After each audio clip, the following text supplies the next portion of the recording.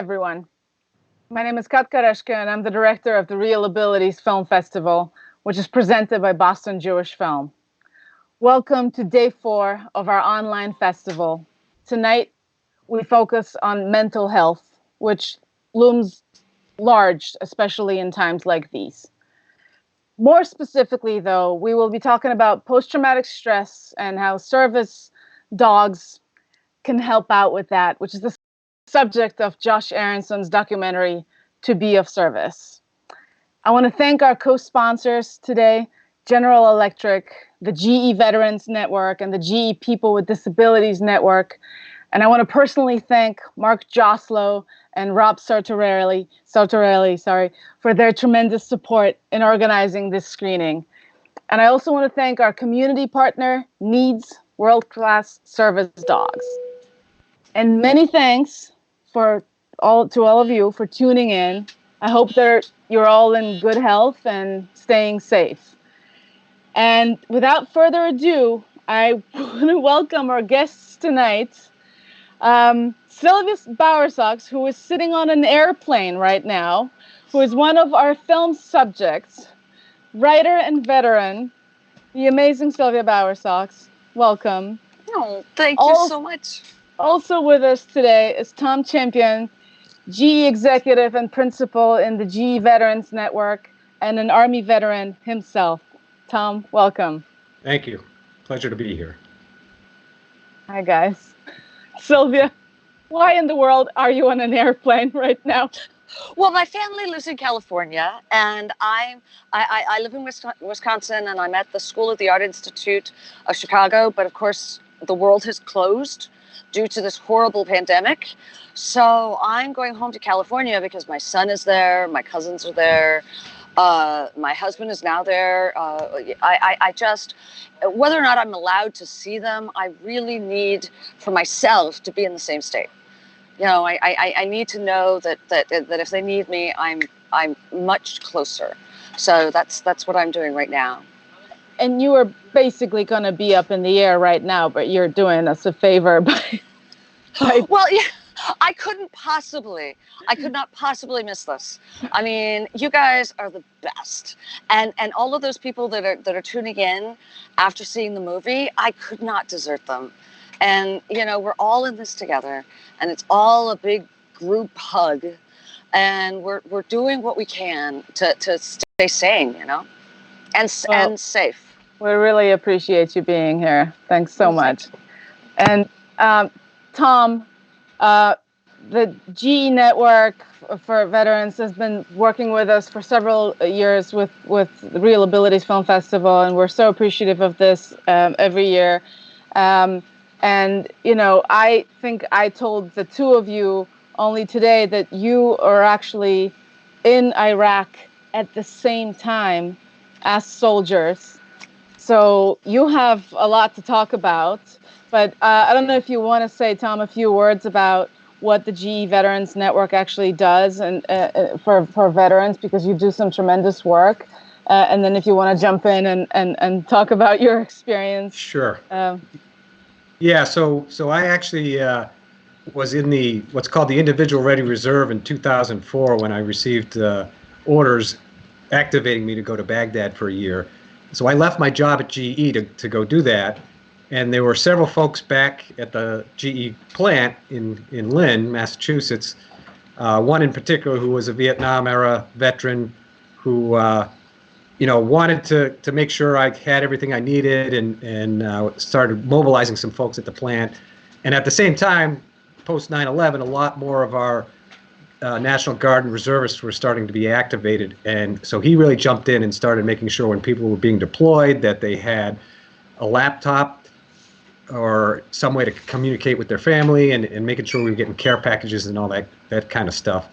And sort of out of that organically grew, we called it the Veterans Council initially, and then corporate-wide there was a recognition that we had many veterans in the company that were being deployed, and we wanted to be more intentional about supporting those employees, as well as active duty folks came back from the war on terrorism and entered the civilian workforce, we wanted to become a employer of choice for those veterans because the company really recognizes all the great skills and experiences and values that veterans bring to corporate America. So that's kind of how it got started.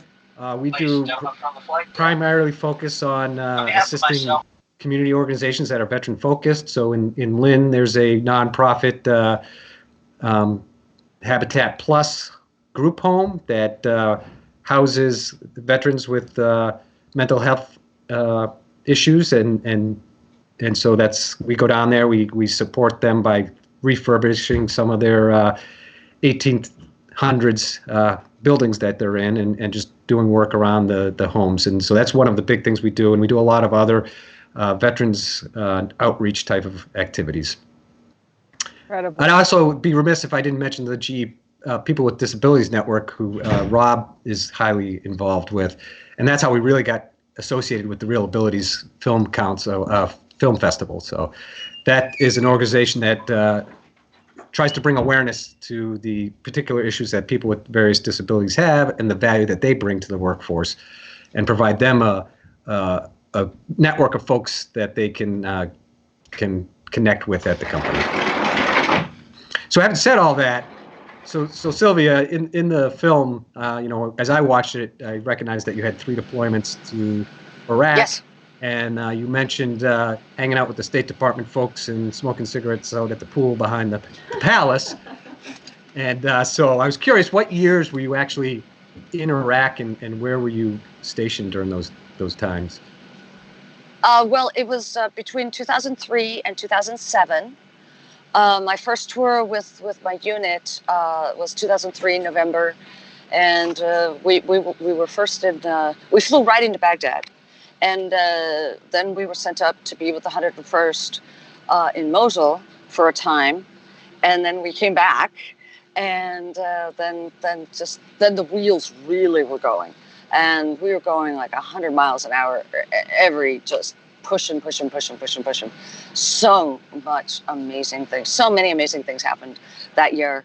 And then when my second tour, I was brought back to Baghdad, and I was in the press office, and so I was there. I was in Mosul for a little while, and then I was pretty much in Baghdad. But because of the nature of my job, I got to take a Black Hawk to work, and we flew all over the country, and I got to see so many wonderful, wonderful Americans and coalition partners and military members, and it was breathtakingly, wonderfully, horrible, awful, fantastic, and I am honored that I got to be a part and do my part. Yeah, so I was in Baghdad from the spring of '04 to the spring of '05, and spent the first 6 months in the Green Zone at the Republican palace there. Where Did you sleep inside? Did you sleep inside inside the building, or were you in the chapel? Did you?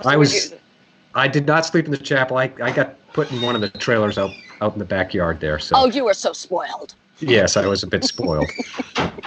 But so you probably flew out of LZ, Washington, and one of the jobs I did was sort of coordinate all the various helicopter support missions throughout the country every day, and was down there as a liaison with the CPA headquarters, State Department, making sure they had the support they needed. You know what? I bet you we knew each other. I will bet you anything, because I had to set up helicopter flights all of the time. I will bet you anything that we crossed paths at least once. Yeah, you didn't happen to participate in the Free Baghdad Hash House Harriers, did you? Oh, are you kidding? Yes, I did. Well, we probably did a few hash runs together then. Oh my goodness gracious! But, and I'd always get in trouble because my phone invariably would ring. I would be running and my phone would ring, and of course I had to answer. And then the first thing you get, all you who answered the phone, instead of run, you have to, you're up. And that was always me. I was always in that group. Were you there for the Dish Dasha hash? Of course I was. The Dish Dasha hash, yes I was. Yeah.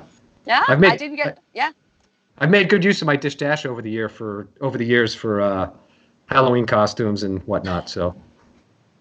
I had a burqa. I bought a burqa, and the folks at the the Hajimar thought it was really funny that I wanted to buy a burqa, and all the women came and like showed me how to put it on, and yeah. So yeah, I feel you. Yeah. The other thing I wanted to ask you on a personal note is you mentioned you were living in Salinas. Did you grow up in Salinas? Well, my father was in the military, my mother was in the military. And so that kind of means I didn't really grow up anywhere. But Yeah. I grew up in Salinas more than I grew up anywhere else. Okay. If that's an answer. My wife's an Air Force brat, and I was stationed at Fort Ord when I met her. So she went to high school in Salinas, so that's why I asked. Oh, good Lord. Are you sure we're not related? I'm not sure, but I don't think so. Well, I don't think so. Okay, Yeah. I hate to break up this party, but I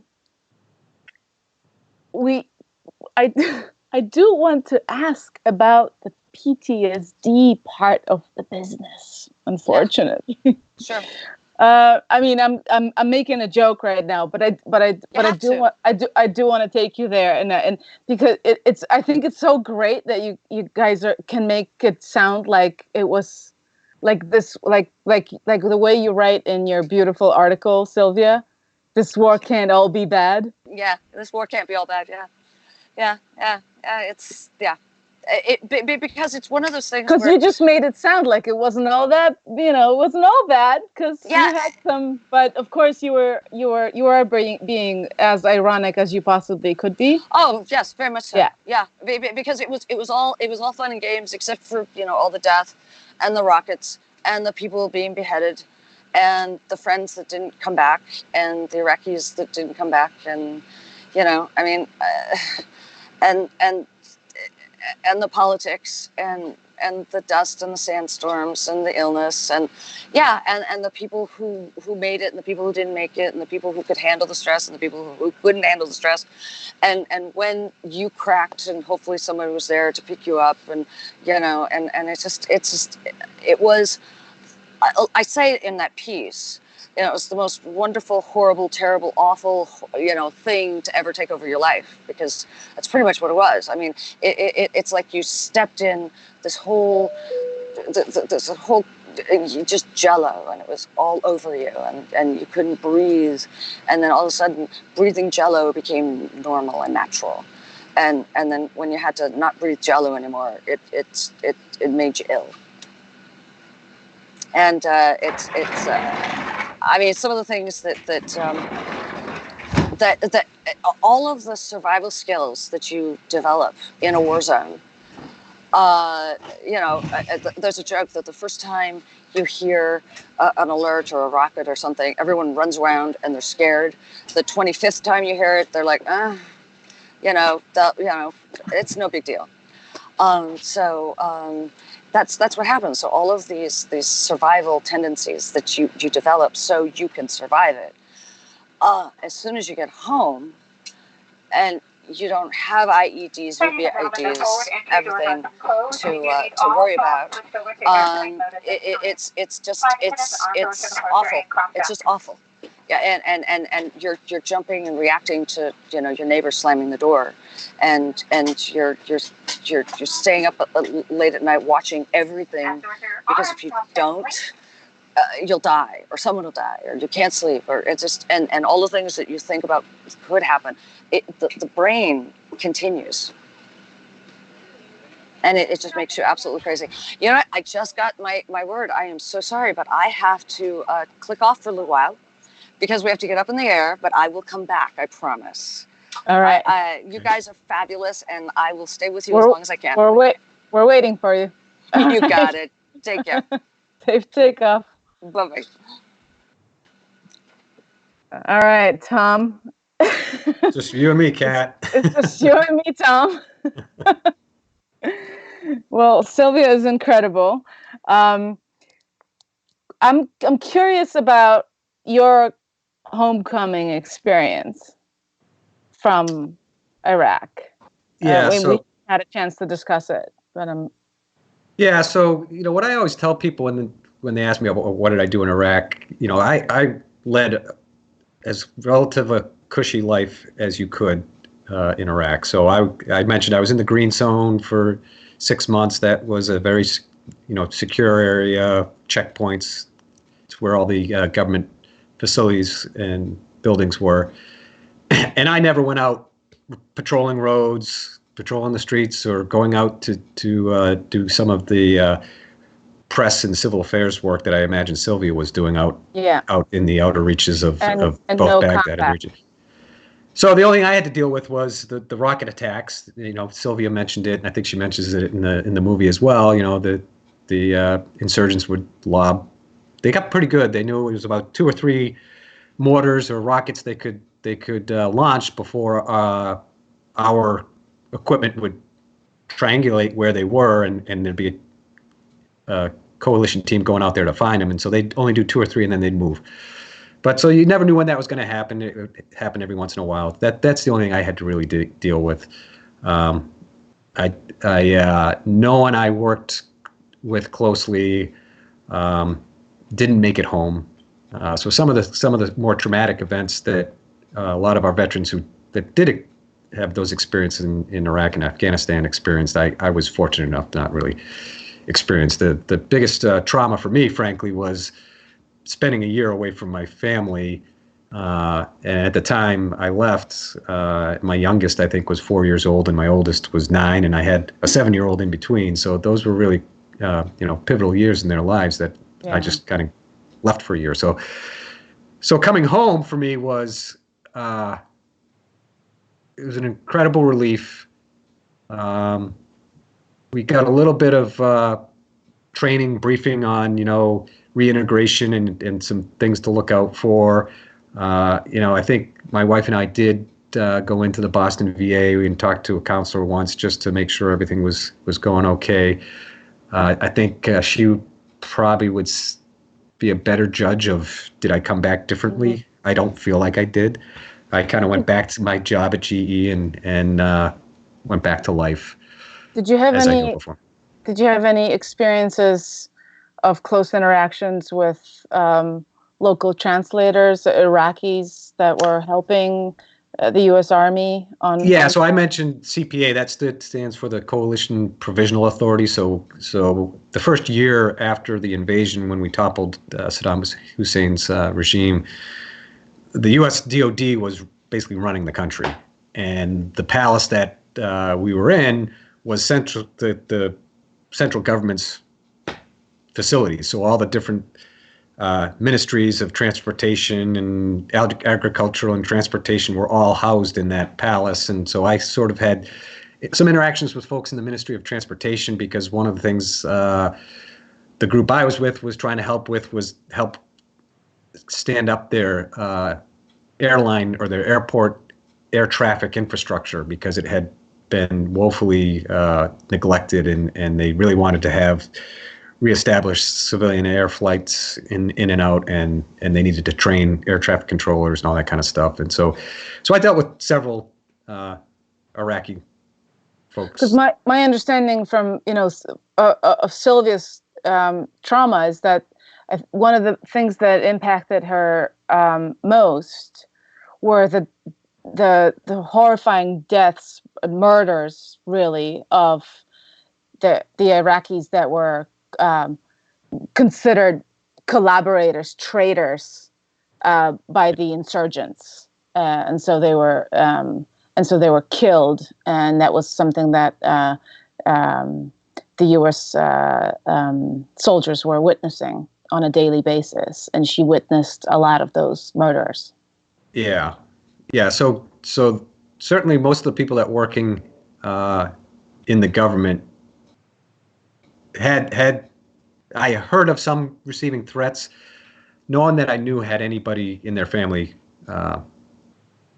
terrorized or murdered, and because of where I was and where I worked, I did see all the reports of what was going on, and it really is. You got lucky. Yeah, I got lucky, but I did also got to see that to Sylvia's point, that sort of the darkest side of humanity. And I forget the other subject's name, the gentleman who lives in Far Rockaway. I think he might have mentioned Greg Greg Kołodziejczyk. I can actually Yes. pronounce his last name best because I'm Polish. Yeah. I think he was the one that talked about sort of he didn't say it this way, but sort of the lack of respect for life, for human life, that we experienced, even though I didn't experience it in as visceral a way because I wasn't outside the wire per se. Yeah. But that was probably the hardest thing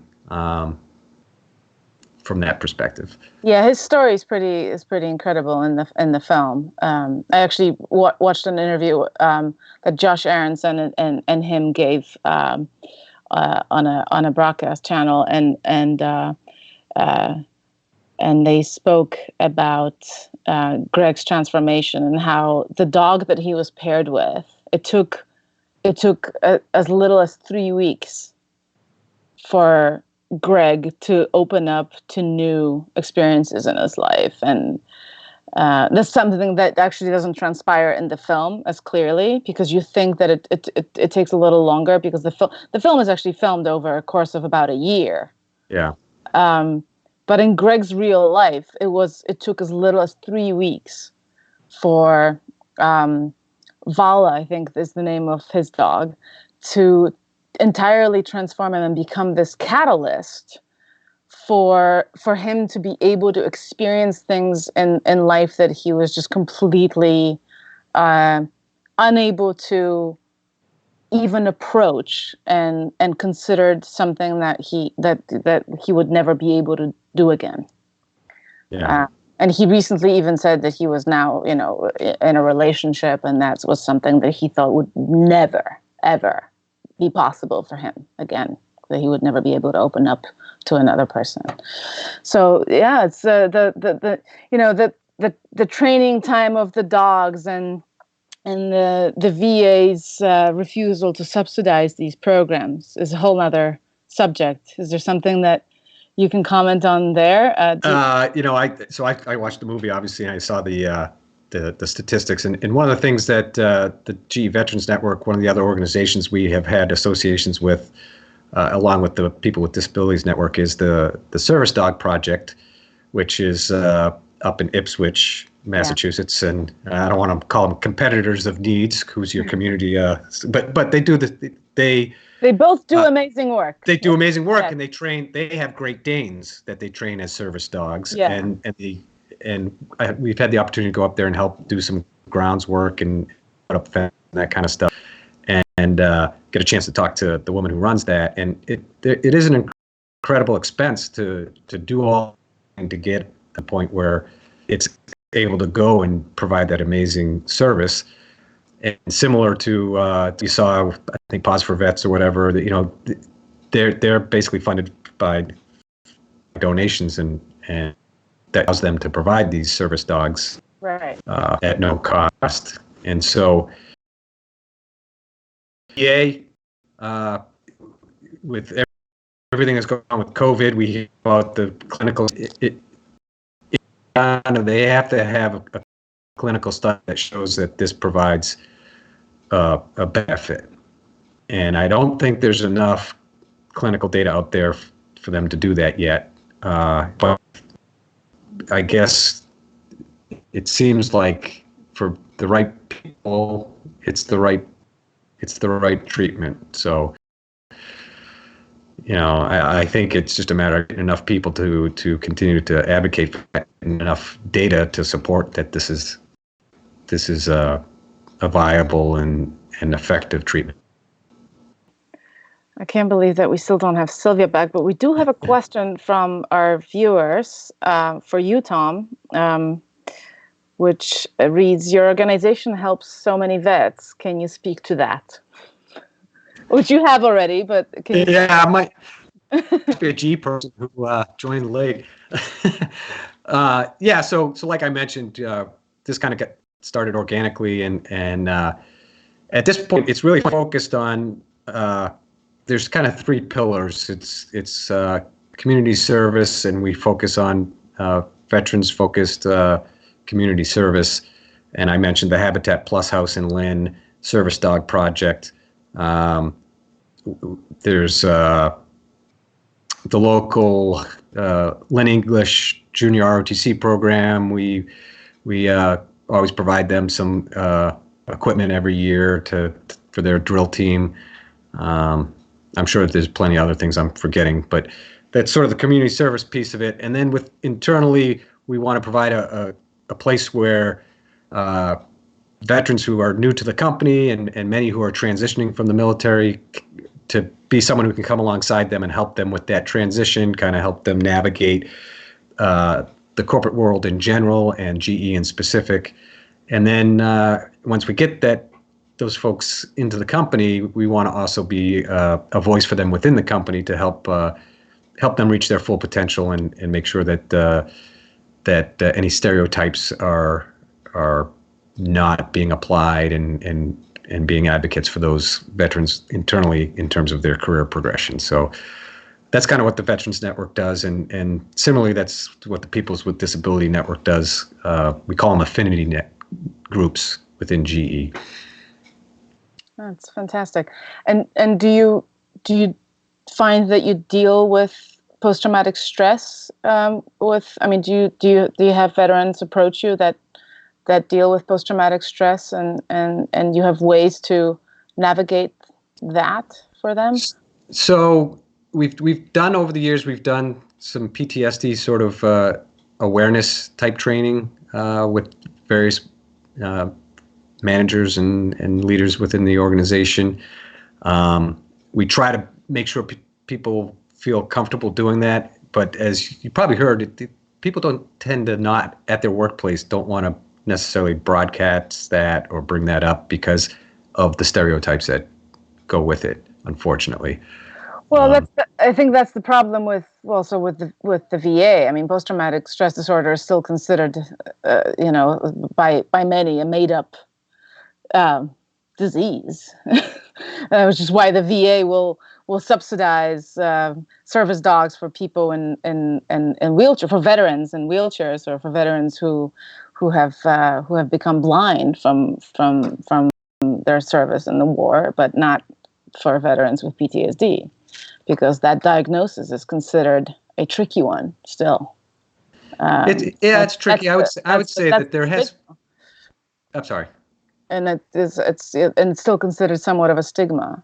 Yeah, there's certainly a stigma, and there has been a significant cultural change certainly in the Army, and I believe across all the services, specifically trying to remove the stigma, because it is recognized, particularly with this war on terror, that Afghanistan and Iraq and other areas in the world that we continue to have people in harm's way, that this is a real injury, and we want people to seek help. And I can tell you that my own personal experience, one of my bosses when I was in Iraq actually had a breakdown and had to be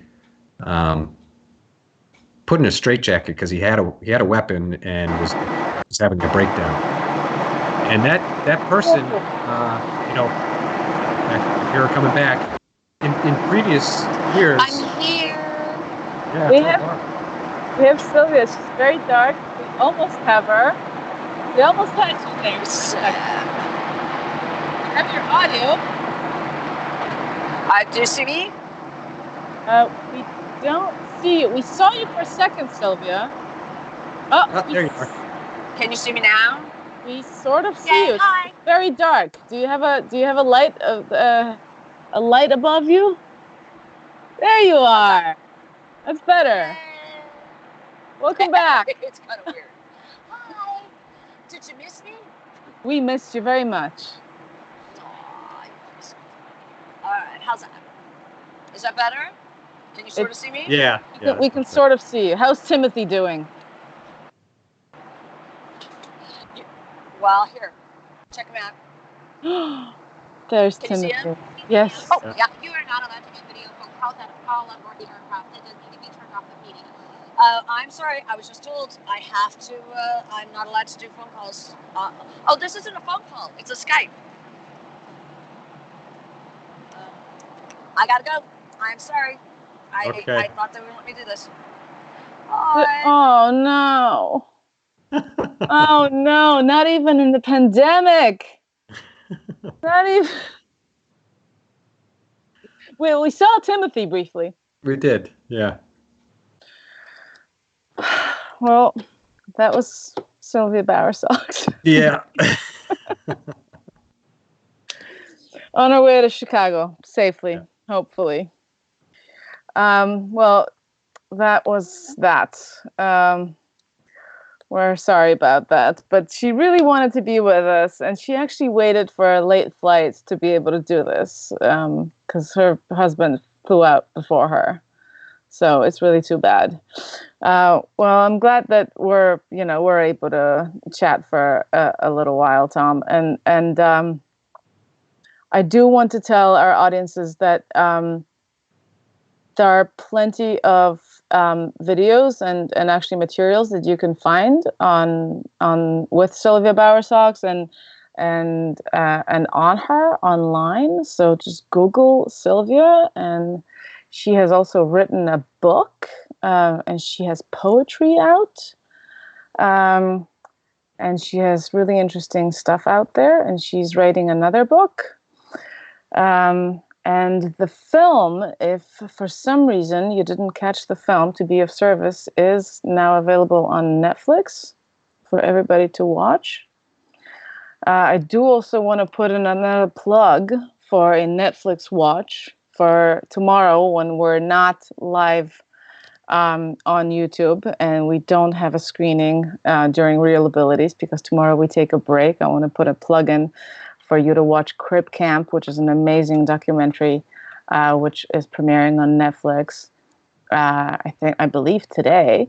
And I want to give a shout out to my predecessor as Reel Film Festival Director, Mara Bresnahan, who acted as the disabilities consultant on Crib Camp.